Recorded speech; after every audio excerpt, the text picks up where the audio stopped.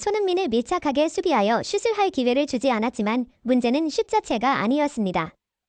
한국이 튀니지를 이긴 후 베트남을 6대0으로 꺾자 여러 외국 매체와 축구 전문가들은 단 한 달 만에 대표팀의 놀라운 변화에 대해 언급하였습니다.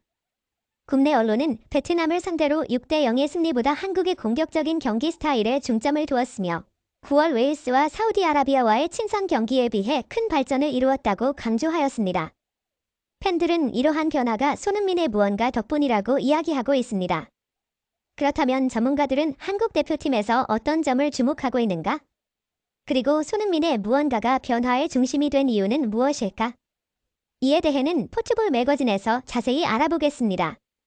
유르겐 클린스만 감독의 지도 아래 축구대표팀은 9월 13일 사우디아라비아를 1대0으로 이기고 이어 튀니지 4대0, 베트남 6대0으로 큰 점수 차로 승리하며 3연승을 달성하였습니다. 최근 3경기에서 한국은 11골을 넣고 실점하지 않았으며 클린스만 감독은 취임 이후 연속적인 패배에 대한 비판에서 벗어났습니다. 그러나 베트남을 6대0으로 이긴 것이 과연 자랑스러운 일인가라는 의견도 있습니다. 피파 랭킹 95위의 베트남을 상대로 유럽의 클럽에서 활약하는 한국의 주요 선수들을 투입하는 것은 낭비라는 의견이 있으며 적어도 10대0으로 이기지 않으면 안 된다는 견해도 있습니다. 이러한 의견에 대해 일부 전문가들은 팀 간의 큰 능력 차이에도 불구하고 한국이 아시안컵이나 월드컵 예선에서 방어적으로 경기하는 말레이시아와 태국에 패한 적이 있다고 지적하며 이런 현상은 한국만의 문제가 아니라고 말하였습니다.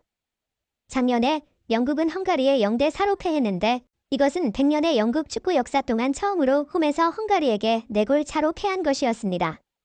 몇몇 사람들은 상대팀이 수비 중심으로 경기를 할 때 한국이 어려움을 겪는다고 지적했으며 진정한 강팀은 약팀을 설득력 있게 이겨야 한다고도 말했습니다. 그들은 또한 튀니지와 베트남을 상대로 한 한국의 공격진의 퍼포먼스에 주목하였습니다. 손흥민은 경기 후 인터뷰에서 클린스만 감독이 공격진에게 많은 요구를 했다고 전했습니다. 그는 빠른 패스, 공간 침투, 그리고 연계가 가장 중요한 요소라고 강조하였습니다. 이 과정에서 선수들은 자신의 포지션에 구애받지 않고 다양하게 움직였습니다. 선수들은 서로 조절하며 경기장에서의 퍼포먼스가 점점 좋아지고 있습니다. 손흥민은 또한 일부 팬들이 가니니가 중앙에서 오른쪽으로 포지션을 바꾼 것에 대해 불만을 가지고 있다고 언급하며 선수가 큰 그림 안에서 자신의 역할을 확실히 한다면 경기장에서의 위치는 그리 중요하지 않다고 말했습니다. 상황에 따라서 오른쪽, 왼쪽 혹은 중앙에서 뛸 수 있다고 덧붙였습니다. 때로는 경기가 불리하게 진행될 때 그는 더 낮은 위치에서 공을 받아 동료 선수가 더 앞서서 공격할 수 있도록 지원한다고도 언급하였습니다. 손흥민의 인터뷰를 들은 많은 축구 전문가들은 그가 전한 바를 바탕으로 클린스만 감독이 공격진에게 조직적이면서도 창의적인 움직임을 요구하며 동시에 공격진 선수들에게 큰 자유를 부여한다고 분석하였습니다. 일부는 이러한 전술이 주의하지 않으면 이중 날카로운 칼이 될 수 있다고 주장했습니다. 영국의 사우스게이트 감독과 클린스만은 고정된 공격 모델에 중점을 둔 것이 아니라 선수들 사이의 창의적인 움직임과 협력을 강조합니다. 수비가 강한 팀을 만날 때 공격은 어려움을 겪곤 합니다. 그러나 벨링햄의 등장으로 영국의 공격이 창의성과 파괴력에서 완전히 변화하였습니다. 몇몇 전문가들은 영국에 벨링햄이 있다면 한국에는 현재 높은 경기력을 보이는 젊은 선수 이강인이 있다고 평가하였습니다. 이강인의 발전과 그의 국가대표 기본 라인업 진입은 한국의 공격 라인을 완전히 변화시켰습니다. 그들은 또한 이강인이 손흥민, 한희찬, 조규성과 결합될 때 한국의 공격 스타일이 더욱 다양해지고 있다고 강조하였습니다. 다른 일부 전문가들은 베트남과의 경기에서 6골을 넣었고 각 골이 다른 공격 패턴을 보였다는 것은 한국의 놀라운 발전을 보여준다고 평가하였습니다. 그들은 클린스만 스타일의 감독들이 고정된 공격 모델을 구축하지 않고 선수들에게 적극적인 침투와 조합을 요구한다고 말하였습니다. 이러한 스타일은 특정 모델이 없기 때문에 상대팀의 수비가 어렵지만 선수들의 능력이 감소하면 공격이 의미 없어질 수 있다는 그림자면도 있다. 그들은 또한 사우디아라비아와의 경기 이전에는 선수들이 팀플레이에 녹아들지 못한 느낌이었다고 덧붙였습니다. 그러나 손흥민이 토트넘에서 스트라이커로 뛰면서 이 위치에 완벽하게 적응하기 시작하면서 한국의 공격 스타일은 큰 변화를 겪게 되었습니다. 세 번째 골과 네 번째 골을 볼 때 많은 이들이 손흥민이 토트넘에서 보여준 것처럼 중앙 공격수로서의 움직임과 공간 침투 능력을 보여주었다고 말했습니다. 이는 한국의 세 번째 골 상황입니다. 황희찬은 빈 공간으로 이동하여 손흥민으로부터 패스를 받았지만 손흥민은 빠르게 뒤를 보고 자신을 마크하는 선수가 없음을 파악하였습니다. 그 결과 그는 빠르게 볼을 받고 앞쪽으로 전진하면서 베트남 수비진을 놀라게 하였습니다. 손흥민은 수비 라인 뒤의 빈 공간을 인식하고 그곳으로 이동하면서 이재성에게 패스하였습니다.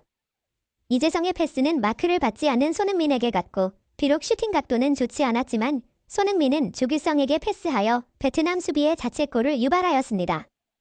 전문가들은 계속하여 한국의 네 번째 골 상황도 세 번째 골과 유사하게 베트남 수비진의 반응을 분석하였습니다. 이강인이 볼을 받아 손흥민에게 강한 패스를 보냈습니다. 손흥민은 볼을 낮추고 받으면서 앞 상황을 빠르게 살펴보았습니다. 스톱모션을 볼 때 손흥민 앞에는 단 한 명의 베트남 수비수만 있었으나 그가 볼을 받자마자 베트남의 수비수가 급하게 앞으로 나와 그를 차단하려고 하였습니다. 이때 손흥민은 뒤쪽에 빈 공간이 있음을 알았고 왼쪽에 황희찬에게 패스한 후 그 공간으로 빠르게 움직였습니다. 황희찬의 정확한 패스로 손흥민이 볼을 받고 슈팅하여 상황을 마무리하였다는 것이 전문가의 평가였습니다. 그들은 또한 이 두 공격 상황을 볼 때 볼을 이동하기 전에 손흥민이 뒤를 돌아보며 자신의 움직임을 결정했다고 덧붙였습니다. 그는 수비수가 앞으로 나와 그를 차단하려 할 때 그 수비수 뒤에 공간이 비게 될 것임을 알아차렸습니다. 그래서 그는 동료에게 패스하기 전에 그 공간으로 침투하기로 결정하였고 이로 인해 상대팀의 수비수는 그를 따라잡지 못하였습니다. 이 분석을 듣고 많은 축구 팬들은 이 분석자들이 토트넘에서의 손흥민을 정말로 깊이 연구했다고 생각했습니다. 그들은 손흥민이 한국 대표팀에서도 토트넘에서와 같은 방식으로 플레이하며 이강인의 패스와 함께하는 그의 침투는 완벽한 조화를 이루기 시작했으며 세계 최고 수준의 공격을 보여주었다며 많은 팬들의 공감을 받았습니다. 그들은 계속해서 손흥민이 중앙 공격수로 대표팀에서 뛸 때 한국 대표팀의 공격력은 크게 변화하였다고 언급하였습니다. 이전에 벤토 감독 아래에서 오른쪽 윙으로 뛰었던 황희찬은 이제 왼쪽 윙으로 이동하였습니다. 현재 황희찬은 프리미어리그에서 5골을 기록하며 골 기회를 환산율과 상황 종료 능력을 뛰어난 성과로 보여주었습니다. 대표팀에서의 그의 왼쪽 윙 공격 능력 역시 많은 팬들의 공감을 받았습니다. 많은 축구 전문가들은 한국의 가장 큰 약점은 수비 라인, 특히 6번 포지션의 수비 미드필더라고 지적하였습니다. 그들은 이 포지션에 능력 있는 선수가 제대로 뛰고 기여한다면 한국은 아시안컵에서 일본을 이길 수 있을 것이라고 믿습니다.